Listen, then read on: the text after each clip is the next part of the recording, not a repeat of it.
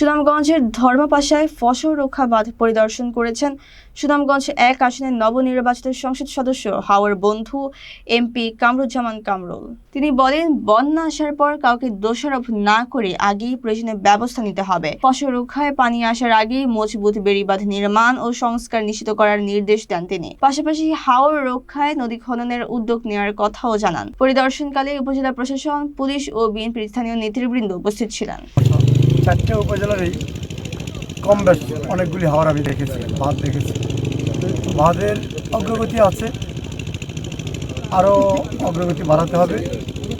এবারে হাওরের বাঁধগুলিকে নিয়ে আমরা রিক্সে আছি। এই কারণে আমরা বিগত 4 বছর কিন্তু বন্যা হয় নাই।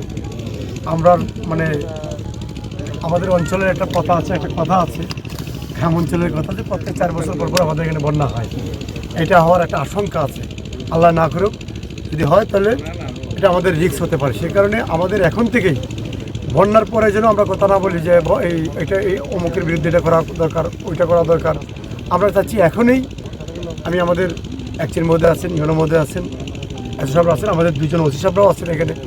আমরা চাচ্ছি প্রত্যেকটা পিআইসিকে আমরা প্রেশারে রাখতে চাচ্ছি কাজটা 100% উঠে নেওয়ার জন্যে, এবং সাথে সাথে আমাদের পিআইসিদেরকে সাপোর্ট দিতে হবে। অর্থনৈতিক সাপোর্টটা আমরা শুনেছি মাত্র 32% তারা টাকা পাইছে, আর বাকি টাকা রয়ে গেছে। এর মধ্যে 60-70% কাজ তারা উঠাই ফেলছে।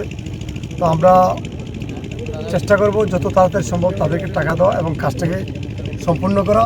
আমি আমার নেতৃবৃন্দ সহ যারা আছেন, প্রত্যেক হাওরের পাড়ের যারা আছেন, কৃষক যারা আছেন, সকলের জায়গা থেকে সজাগ থেকে হাওরের বাঁধগুলি একটু দৃষ্টি দিবেন। আপনারাও সহযোগিতা করবেন। কোথাও কোনো ত্রুটি বিচ্ছুতি থাকলে আমাদের এসও সাহেবরা আছেন, আমাদের একচির মধ্যে আছেন, আমাদের উপজেলা নির্বাহী অফিসার আছেন, আমরা আছি, আমাদেরকে বলবেন। আমরা সাধ্য অনুযায়ী চেষ্টা করব। এবং আমাদের সাথে সাথে আমাদের উপজেলার নেতৃবৃন্দরা আছেন, ওনারা প্রত্যেককেই বলা আছে, ওনারা প্রত্যেকের জায়গা থেকে এটি তদারকি করবেন। আমি চাই না বন্যা আসার পরে মানুষ এটা নিয়ে কথা বলো। বন্যার আগেই কাজ করতে হবে। এরপরে কান্নাকাটি করে এরপরে এরে দোষে তারে দোষে লাভ নেই, আগে কাজ করতে হবে। তো আমি অনুরোধ করবো সকলেই সজাগ থাকতে হবে, সকলের জায়গা থেকে অ্যাক্টিভিটিস বাড়াতে হবে, কাজ করতে হবে।